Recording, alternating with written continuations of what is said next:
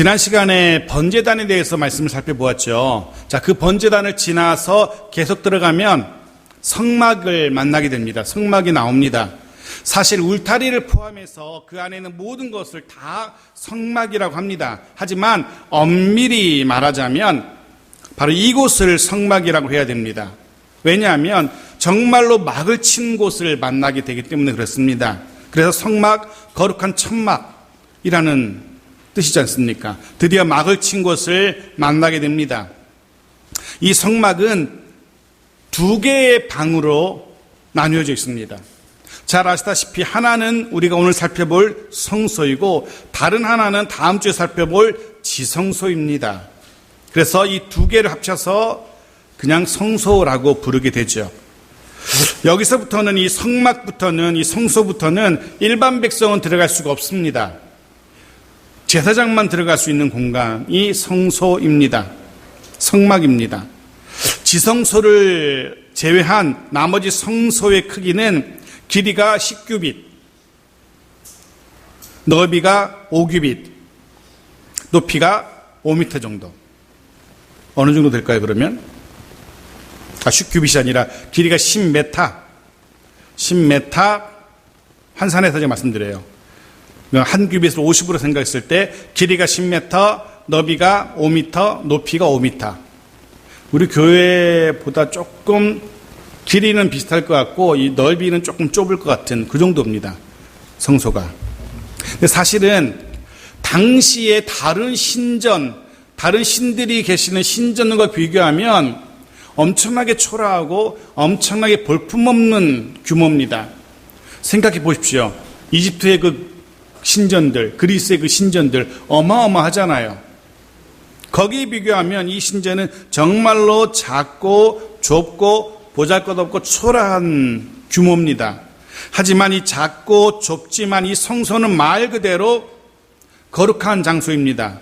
왜요? 왜냐하면 하나님께서 특별히 구별하신 장소고 하나님께서 친히 거하시겠다라고 임재하시겠다라고 말씀하신 장소이기 때문에 하나님이 계시겠다라고 말씀하신 장소이기 때문에 작고 보잘것없고 볼품없어도 거룩한 곳입니다. 성막에 대해서 말씀 나누면서 첫 시간에 말씀드린 것처럼 하나님께서는 하나님의 백성들을 부르셔서 그들과 동행하시고 그들과 교제하고 싶다라고 말씀하셨습니다. 그리고 이 성막, 성소를 통하여 하나님은 백성들과 교제하시고 이 성소를 통하여 하나님 백성들과 동행하시고 그들을 인도하셨죠. 특히 오늘 이 성소, 지성소와 성소, 이 성소를 통하여 우리에게 전해주시는 그런 중요한 영적인 의미들을 오늘 이 시간 우리가 깨달을 수 있기를 원합니다. 오늘 두 가지를 우리가 배우게 될 겁니다. 다루게 될 겁니다. 성소, 성막의 바깥 부분을 이루고 있는 덮개 부분, 그리고 그 속에 들어있는 세 가지의 중요한 성물, 등대와 상과 향단에 대한 금등대, 금상, 금향단에 대한 이야기들을 우리가 살펴보려고 합니다. 덮개와 성소 안에 들어있는 세 가지 성물에 대해서. 먼저 말씀드릴 것은 성소의 외부는 사실은 그렇게 화려하거나 아름답지 않습니다. 성막의 외부는 어떤 의미에서는 참 볼품도 없습니다. 속에 들어가면은 이야기가 달라지죠. 속에는 온통 다 금으로 쌓여져 있고 그 기물도 다 금빛 찬란하기 때문에 말 그대로 금빛 찬란합니다. 아름답고 화려한 곳이 성소 내부입니다. 늘 불이 켜져 있고요. 온통 금으로 정금으로 도배되어 있기 때문에 그 찬란함은 말로 다 할 수 없을 겁니다. 거기다가 향을 피워서 그 아름다운 향내도 진동하는 곳이 성소입니다. 성소 내부입니다. 말 그대로 성소 내부 안은 그 어떤 세상의 어떤 장소보다 아름답고 향기로운 곳이라고 할 수 있을 겁니다. 하지만 말씀드린 것처럼 이 성소는 이 아름다운 광경을 아무나 볼 수는 없습니다. 일반 백성들은 아무도 보지 못합니다. 오직 제사장만 이 안에 들어갈 수 있고 심지어는 그 성막에 가까이 하는 것조차도 백성들에게는 금지되어 있습니다. 제사장들만 들어가서 그 아름다움, 그 찬란함을, 그 향기로움을 체험할 수 있어요. 물론 저와 여러분은 베드로 전서가 말하는 것처럼 우리는 택하신 족속이고 왕 같은 제사장들이기 때문에, 저와 여러분은 왕 같은 제사장들이기 때문에 이 성소 안으로 들어갈 수 있습니다. 감히 그 안으로 들어갈 수 있습니다. 해서 이제 같이 들어가 보려고 합니다. 성소 가까이 갑니다. 가장 먼저 눈에 들어오는 것은 성막의 외부를 덮고 있는 성막 덮개일 겁니다. 덮개는 말 그대로 지붕이라고 생각하시면 됩니다. 근데 이 지붕은 4겹으로 되어 있습니다. 4겹으로. 4겹의 휘장으로 되어 있습니다. 커튼처럼 이렇게 드려져 있습니다. 첫 번째 덮개는 맨 안쪽에 있게 되죠. 맨 안쪽에 성소를 덮는 첫 번째 덮개는 정말로 아름답게 수놓아진 가늘게 꼰 배실, 청색실, 자색실, 홍색실로 수를 놓은 화려한 휘장으로 덮게 됩니다. 첫 번째 그림을 보여드릴게요. 보십시오. 이렇게 됩니다. 첫 번째 휘장을 덮게 되면 화려하고 아름답죠. 지금처럼 색실이 흔하지 않은 때에 이 실을 염색해서 이렇게 수를 놓았다는 것은 대단한 수고가 있어야 될 것이고 대단한 비용도 들어야 됩니다. 엄청난 아름다움, 그 안에 그룹 천사를 수놓기도 하고요. 잘 보일지 모르겠지만 흰색으로 이렇게 뭐가 이렇게 Y자 비슷한 게 이게 천사들이 손들고 있는 거예요. 그룹들, 천사들을 수놓은 거예요. 문제는 이 아름다운 휘장을 아무나 볼 수 있는 게 아니죠. 덮어놨지만 그 위에 다른 게 또 계속 덮이잖아요. 그러니까 이 아름다운 휘장은 누구만 볼 수 있어요. 그 안에 들어간 제사장만 고개를 들었을 때 천장에서 볼 수 있는 부분입니다. 일반 백성들은 보지 못합니다. 오직 그 안에 들어가서 쳐다봐야만 이 아름다운 휘장을 볼 수가 있어요. 일반 백성들은 맨 마지막에 볼품없는 해달에 거무칙칙한 그 부분만 볼 수 있는 거예요. 모르긴 몰라도 그 마지막 부분, 전혀 예쁘지도 않고 화려하지도 않은 이 거무칙칙한 해달의 색만 본다면 성막을 바라보면서 이 뭐야 이거, 아무도 그 속에서 그 성막 바라보면서 매력을 느끼지는 못할 겁니다. 이 화려하고도 예쁜 휘장은 제사장만 볼 수 있어요. 두 번째 덮개. 두 번째 덮개는 염소털로 된 휘장입니다. 흰색이겠죠. 첫 번째 덮개보다 조금 더 길어야 됩니다. 뒷면은 1m가 더 길고 좌우는 50cm가 더 길어서, 그래서 첫 번째 덮개를 완전히 가리게 됩니다. 완전히 가려서 첫 번째를 보지 못하도록. 두 번째 덮개 모습을 보여드릴게요. 저렇게 흰색으로 염소털을 이어붙여서 휘장을 만들었습니다. 세 번째 덮개는 가죽으로 되어 있습니다. 순양의 가죽인데 붉은색으로 물을 들였어요. 저렇게 빨갛게 물을 들였고, 마지막 네 번째 덮개가 이 성막을 바라보는 사람이 보게 되는 막이죠. 해달의 가죽으로 되어 있다라고 성경은 이야기하는데, 말이 해달이지 번역을 해달로 했지만 실제로는 당시 나일강과 홍해에 때를 지어 살았던 듀공이라고 아십니까? 요즘 얼마 전에도 뉴스에 막 돼서 나오고 있었는데, 인터넷 뉴스도 돼서 특별했는데, 왜냐하면 멸종 위기 중이고, 얘가 얼마 전에 어린 듀공이 태국에서 플라스틱을 삼켜가지고 죽고 막 했던 일이 있어가지고 뉴스에 나왔었거든요. 듀공은 현존하는 유일한 초식성 포유류예요. 저렇게 생겼어요. 저걸 잡아서 가죽을 벗긴 거죠. 근데 물 없는 사막에서 이스라엘 백성들이 어디서 듀공의 가죽을 구하겠어요? 어디서 구했겠어요? 애굽에서 나올 때 애굽 사람들로부터 온갖 금과 은과 비단과 이런 것들을 받았는데, 그 중에 아마 이 듀공의 가죽도 가지고 나오지 않았을까 생각합니다. 근데 가죽 잘 보시면 보십시오. 색깔이 예쁩니까? 전혀 안 예뻐요. 그냥 말 그대로 우중충하고 침울하고 약간 거무튀튀한 그런 색입니다. 사람들이 볼 때는 저렇게 보여요. 저건 좀 잘 그린 거예요, 그림을. 실제는 저렇게도 예쁘지도 않습니다. 거의 검은색에 볼품없는, 사람들이 쳐다볼 때 전혀 매력을 느낄 수 없는, 사람들의 시선을 도무지 끌 수 없는 그런 모습입니다. 그럼에도 불구하고 이 두공의 가죽은 성막의 맨 마지막 부분, 맨 위를 덮고 있으며 그 사막의 그 뜨거운 태양빛과 심지어는 모래바람, 폭풍우를 완전히 견뎌낼 수 있도록 튼튼한 가죽이었던 겁니다. 이 해달의 가죽, 두공의 가죽으로 인해서 그 아래에 있는 휘장들과 성소의 내부가 온전히 보호를 받을 수 있었던 겁니다. 비록 볼품없고 초라해 보이는 해달의 가죽이지만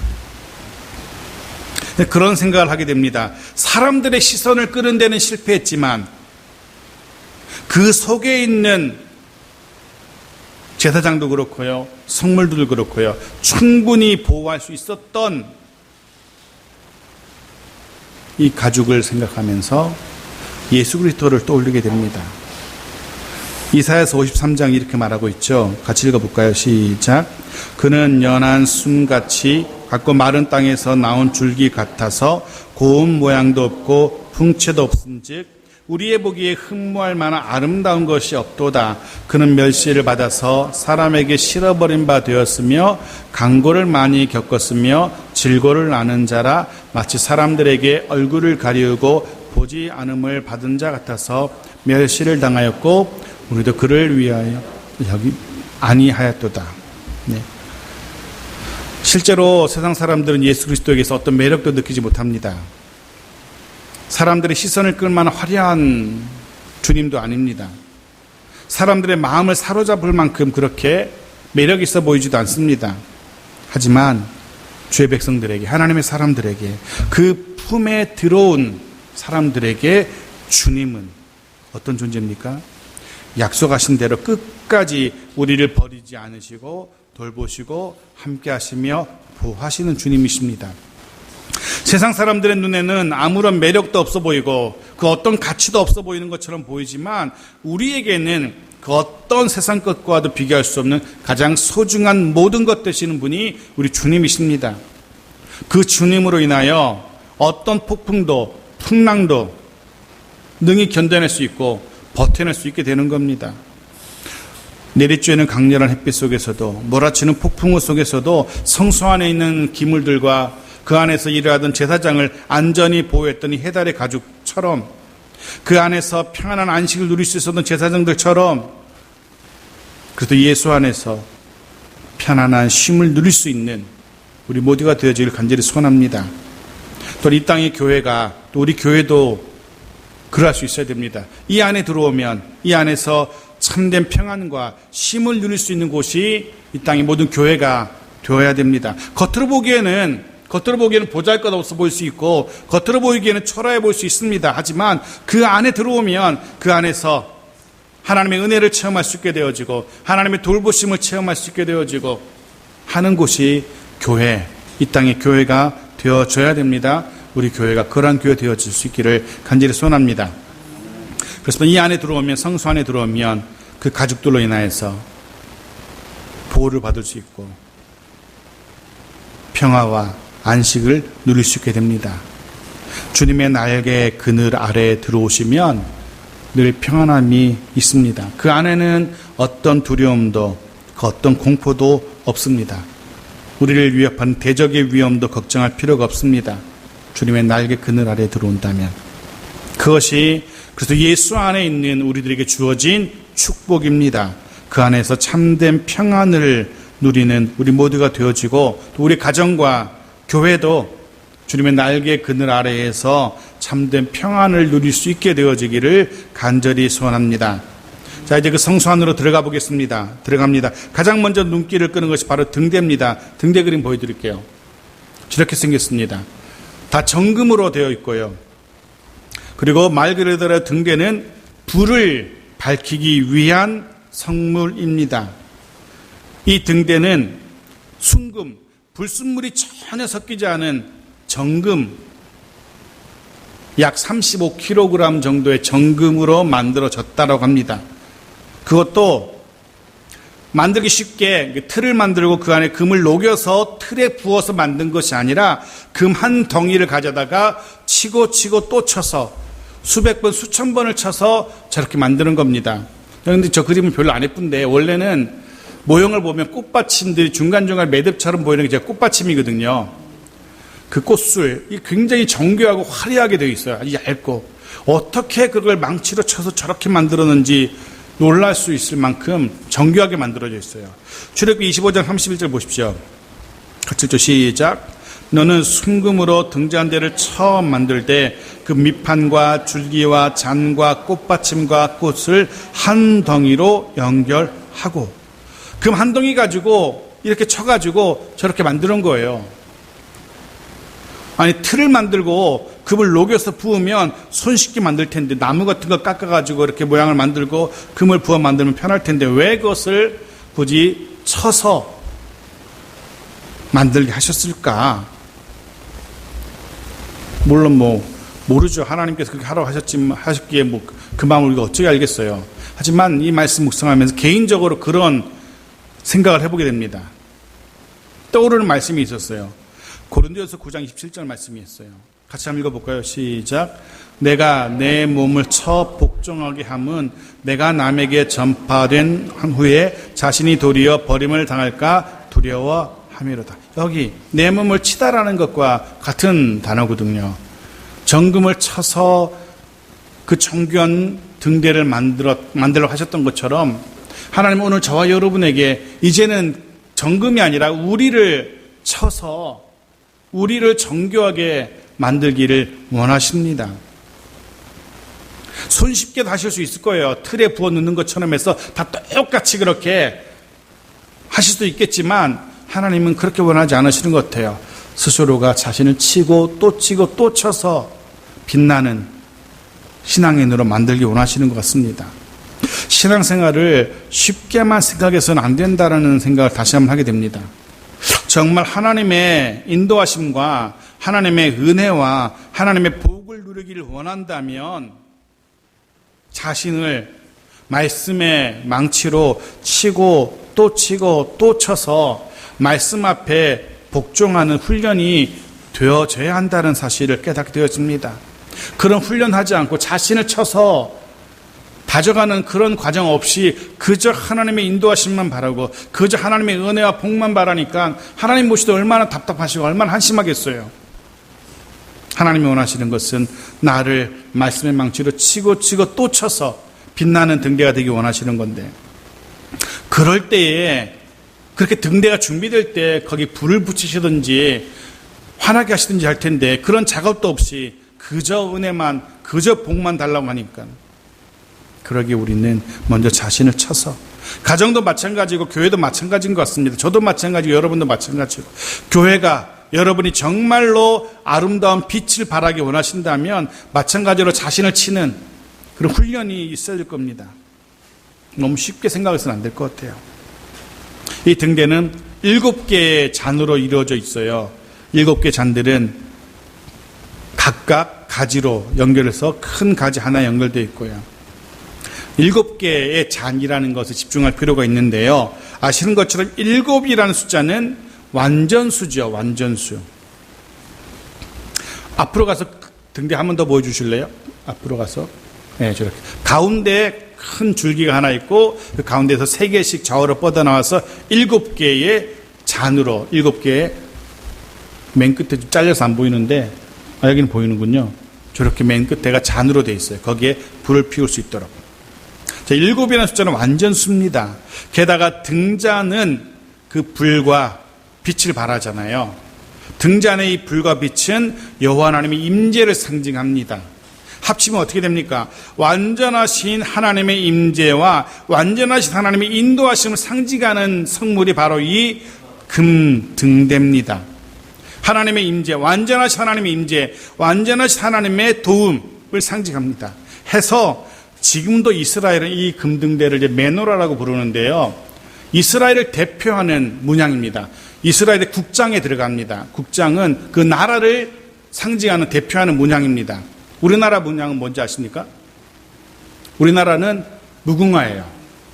우리나라를 대표하는 문양은 그런 휘장 같은 데다가 그게 무궁화가 새겨져 있는데 이스라엘은 저렇게 되어 있습니다. 밑에는 히브리어로 이스라엘이라고 써 있고요. 위에가 금등대를 형성한 것. 저게 이스라엘의 상징입니다. 그만큼 소중하게 여기는 등잔대입니다. 왜냐하면 하나님의 임재, 하나님의 인도하심을 상징하기 때문에. 그런데 정말 이 등대가 중요한 것은 어떻게 관리해야 하는가가 중요합니다. 등대는 말 그대로 불을 밝히는 역할을 해야 되잖아요. 모든 불은 어둠을 밝히기 위해서 피웁니다.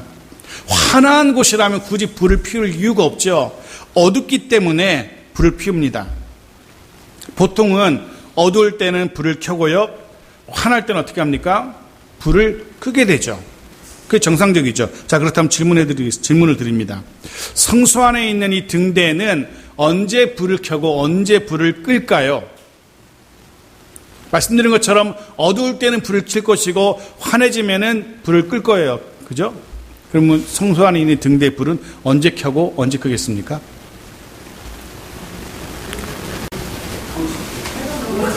그죠? 늘 켜져 있겠죠. 왜냐하면 아까 덥게 봤잖아요. 그 거무틱틱한 걸로 4겹으로 감싸있는데 빛이 들어올 수가 없어요. 성막은 저기 나중에 모형 보시면 알겠지만 창문이 없습니다. 낮이건 밤이건 빛이 단 하나도 빛이 들어오지 않습니다. 결국은 제사장에 들어가서 거기서 일을 보려면 거기 항상 불이 켜져 있어야 돼요. 지금처럼 후레쉬가 있는 것도 아니고 지금처럼 형광등이 있는 것도 아니고 스위치만 딱 하면 켤 수 있는 것도 아니잖아요. 늘 불이 켜져 있어야 돼요. 24시간 1년 365일 불이 켜져 있어야 돼요. 문제는 거기 위에다 이제 기름을 붓거든요. 기름 부어서 불을 켜는데 그 기름이 떨어질 수도 있잖아요. 불이 꺼질 수도 있잖아요. 그럼 그 제사장은 그날로 선배 제사장한테 박살이 나는 거죠. 꺼질 수가 없어요. 적어도 청소할 때도 불이 붙으면 이제 불똥도 생기고 하니까 청소를 해야 돼요. 이 등대도. 그런데 청소도 절반 3개 먼저 하고 절반은 켜놓고 이런 식으로 해서 24시간 365일 절대로 그 안에 빛은 사라지지 않습니다. 불이 꺼지지 않습니다. 레위기 24장 2절 보겠습니다. 같이 읽죠. 시작. 이스라엘 자손에게 명령하여 불을 켜기 위하여 감람을 찍어낸 순결한 기름을 4개로 가져오게 하여 계속해서 등잔불을 켜둘지며 계속해서 켜둬야 돼요. 물론 끌 때가 있습니다. 언제죠? 언제 끌까요? 청소할 때도 3개는 켜놓고 3개는 끈다니까요. 꺼야 될 때가 있어요. 그렇죠. 철거하고 이동해야 될 때는 불을 다 껴야죠. 끄게 됩니다. 그때 외에는 즉 성막이 쳐져 있을 동안에 이동할 때가 접어서 이동할 때가 아니라 성막이 있을 때에는 늘 불이 켜져 있어야 됩니다. 창문이 전혀 없기 때문에 등대가 꺼지면 성소 안은 암흑천지가 될 수밖에 없어요. 모르는 사람들이 볼 때 성막의 설계에 문제가 있다라고 말할 수도 있어요.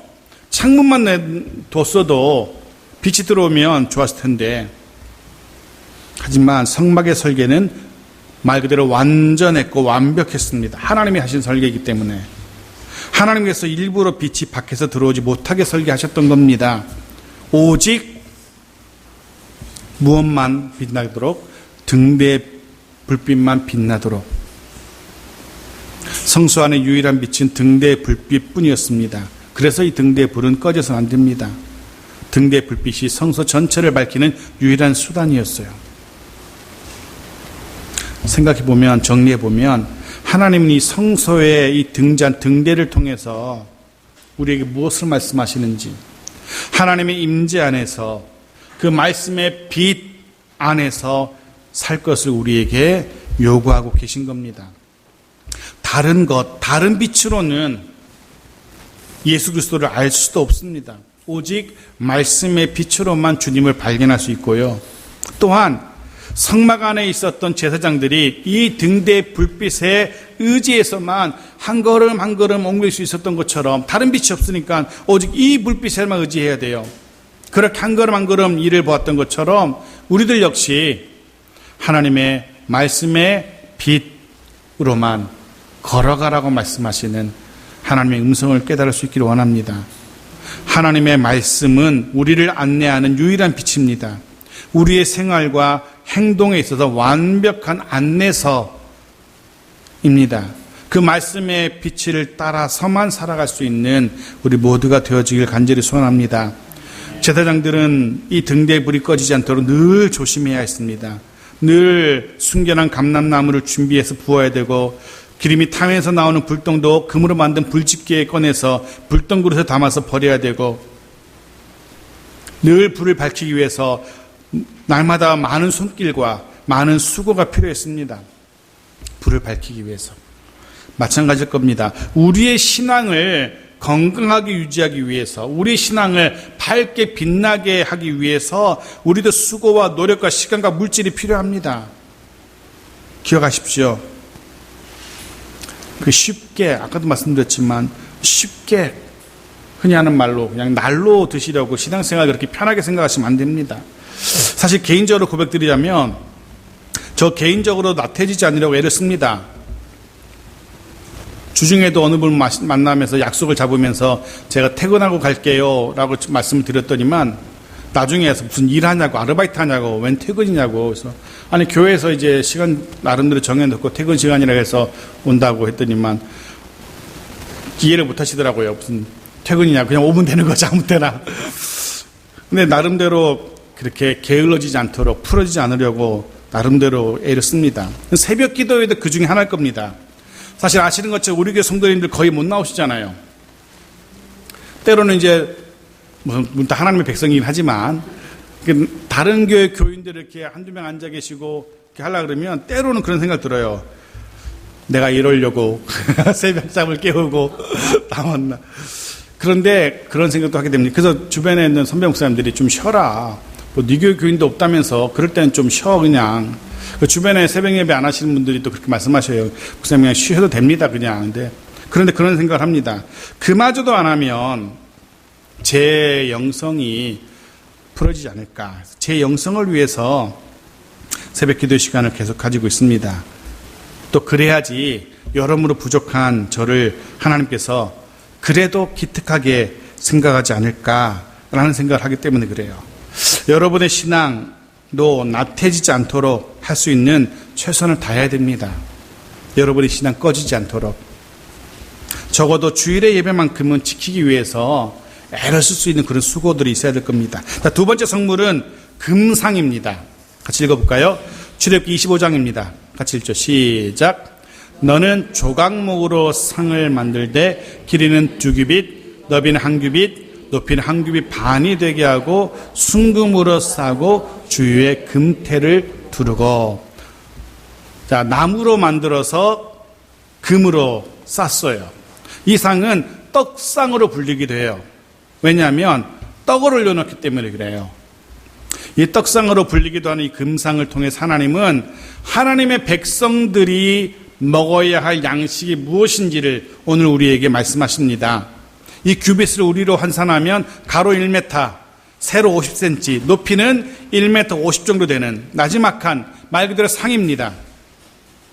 그 위에 12덩어리의 떡을, 뭐 빵일 수도 있고요, 6개씩 이렇게 두 줄로 쌓아둡니다. 해서 이 떡을 진설병이라고 해요. 진설, 펼쳐놓는 떡이라는 뜻입니다. 자, 이런 모양일 거 보십시오.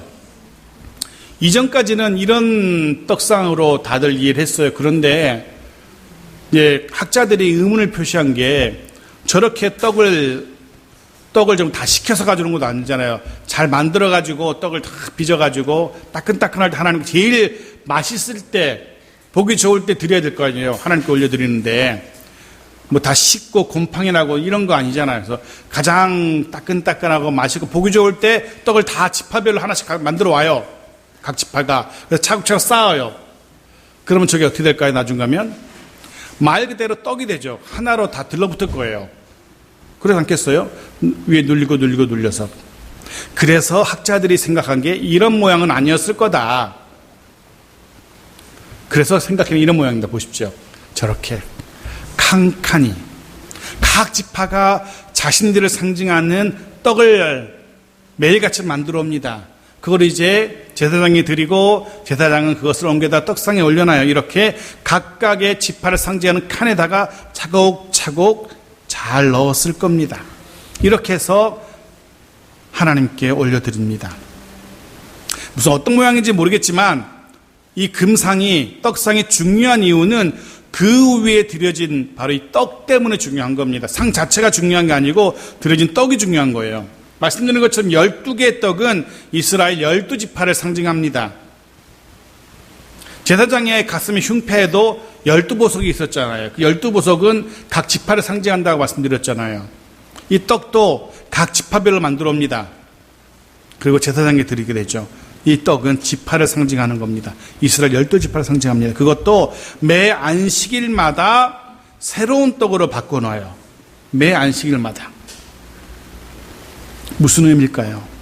이스라엘 각 지파는 매 안식일마다 새로운 떡을 드림으로써, 드림을 통해서 새롭게 자신들이 하나님께 드려진 존재라는 사실, 하나님께서 마음대로 사용하실 수 있는 하나님께 드려진 백성이라는 사실을 그들은 고백하고 있는 거예요. 이 떡은 신앙의 고백인 겁니다. 우리가 하나님께 드려진 백성입니다라는. 그리고 이 떡은 오늘 저와 여러분을 상징합니다. 하나님께 드려진 저와 여러분을 상징합니다.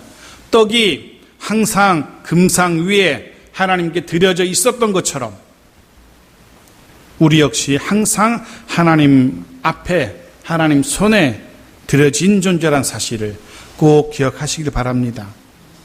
하나님께 드려진 존재들입니다. 하나님께서 원하시는 대로 마음껏 사용할 수 있도록 드려진 존재라는 사실. 이미 드려진 우리들이, 떡들이 먹히기 싫다고 아둥바둥할 자유는 없지 않습니까? 하나님께 드려진 저희들, 하나님께서 원하시는 대로 사용하실 수 있도록 내어드릴 수 있는 저 여러분 모두가 되어지기를 간절히 소원합니다. 자, 마지막 성물입니다. 출애굽기 37장 25절 26절 같이 보죠. 시작. 그가 또 조각목으로 분향할 제단을 만들었으니 길이가 1규빗이요 너비도 1규빗이라. 네모가 반듯하고 높이는 2규빗이며 그 뿔들이 제단과 연결되었으며 제단 상면과 천우 좌우면과 그 뿔을 순금으로 싸고 주위에 금테를 둘렀고. 성소에 들어가시면 딱 성소로 들어가면 오른편에 그 떡상 금상이 있고 왼편에 등대가 있어요. 저런 모양입니다. 그리고 정면에 분향단이 있죠. 이따가 또 저 실물을 하늘과 나라가 조립한 성막 모형을 보시면 그 안에 다 들어있어요. 그래서 제가 그래서 덮개를 잠깐 벗겨놨는데 그 안에 보시면 다 들어있어요. 정면 안쪽 지성소 바로 앞에 놓여있는 것이 바로 이 분향단입니다. 분향단은 말 그대로 하나님께 올려드리는 향을 피우는 곳입니다. 이것 역시 조각목 나무로 만들어서 금으로 쌌어요. 가로 50, 세로 50, 높이 1m. 이런 모양입니다. 보여주세요. 이렇게 생겼어요. 옮기기 편하게 이렇게 채도 끼어 있고 항상 거기에 향이 피어나도록 했습니다. 분향단은 영적인 의미로 말씀드리면 하나님께 드리는 기도를 상징할 겁니다. 기도. 분향단의 향은 아침과 저녁으로 늘 피어나도록 했습니다. 아침과 저녁에 향을 피워서 하루 종일 그 향기가 성소를 떠나지 않도록, 성소에 늘 그 향이 피어나도록. 그래서 이 향은 기도로 해석을 합니다. 오늘날 교회에 필요한 기도, 하나님의 거룩한 교회, 또 이곳 창성교회에도 기도의 소리가 아침과 저녁으로 늘 그치지 않기를 간절히 소원합니다. 그때 여기 와서 기도하라는 거 아니고 여기를 기억하면서 기도하라는 그런 의미입니다. 하나님 앞에 부르짖는 간절한 기도의 소리가 늘 그치지 않기를 바랍니다. 여러분들이 이제 교회 예배 마치고 여러분들이 집으로 돌아가면 여러분들이 교회고 여러분들이 창성교회예요. 여러분들의 삶에 그 기도가 그치지 않기를 간절히 소원합니다. 향단은 오늘 우리에게 그런 것을 기도합니다. 말씀을 마칩니다. 오늘 성막을 덮고 있는 덮개, 그리고 지성소와 구별되는 성소 안에 있는 세 가지 거룩한 기물들, 등대, 금등대, 금상, 금분향단에 대해서 말씀을 나눴습니다. 기억하실 것은 언제나 어디서나 그리스도 예수의 날개 그늘 아래, 그 품 안에 머물러야 한다는 사실을 여러분 꼭 기억하시기 바랍니다. 그 속에서 하나님의 돌보심 안에서 하나님의 말씀의 빛으로만 살아가는 우리 모두가 되어지길 바랍니다. 세상에 그 어떤 소리가 아니라 그 누구의 충고가 아니라 하나님의 말씀의 빛으로 살아가는 우리 모두가 되어져야 합니다. 그리고 저와 여러분은 이미 하나님께 드려진 하나님의 백성이라는 사실도 꼭 기억하십시오. 하나님께서 마음껏 사용할 수 있도록 하기 싫어요. 그건 아닙니다. 불편합니다. 거부하지 마시고 하나님께서 하나님의 뜻대로 하나님의 나라를 위하여 마음껏 사용하실 수 있도록 여러분과 여러분의 삶과 여러분의 모든 것들을 내어드릴 수 있는 그런 우리 모두가 되어지길 바랍니다. 그리고 그 위에 드려진 떡 또한 그것은 하나님이 우리를 위해서 베푸시는 생명의 떡도 생각나게 합니다. 그 떡을 먹고 회복되어지고 그 떡을 통하여서 힘을 얻고 하나님이 우리에게 주시는 떡, 그 떡은 일주일에 한 번 물러난다 했잖아요. 매주마다 드린다 했잖아요. 그러면 일주일 된 떡은 누가 먹었을까요? 제사장들이 먹습니다. 일주일 됐으니까 상했을 거라 생각할지 모르겠지만 우리나라 떡처럼 그런 수분이 많은 떡이 아니었을 것 같아요. 마른 나라였기 때문에 수분이 적었을 것이고 마른 나라였기 때문에 오래 갔을 것 같아요. 그래서 일주일 지나도 제사장들이 얼마든지 먹을 수 있는 떡이었어요.